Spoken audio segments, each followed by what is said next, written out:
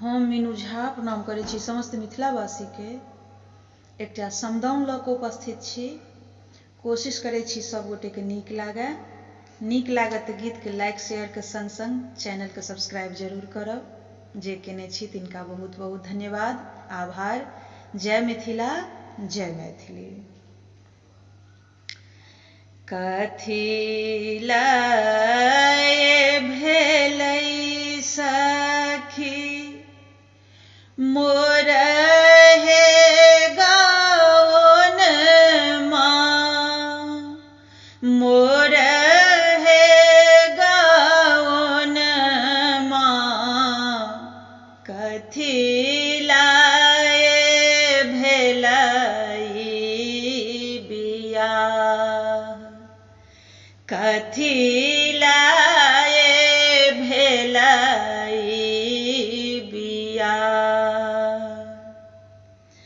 एक कोस गेली बेटी, दुई कोस गेली, दुई कोस गेली, तेसर में फाटल कुहेस, तेसर में फाटल कुहेस। घूरी घर जइयौ भैया, घर घूरी जइयौ, घर घूरी जइयौ,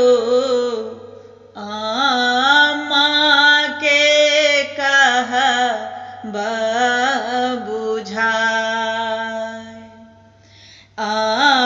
माँ के कहब बुझाय, माँ के कहबनि, माँ के कहबनि,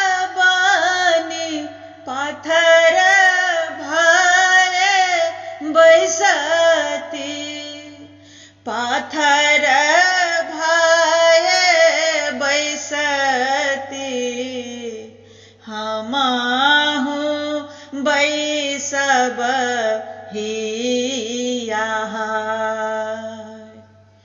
हमहु बैसब हियाह।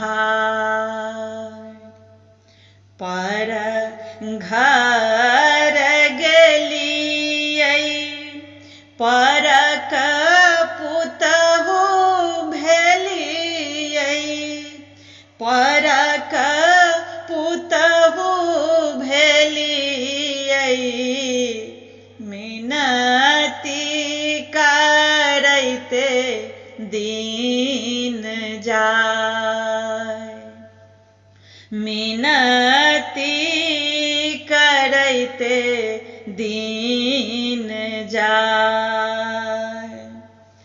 भनहि विद्यापति,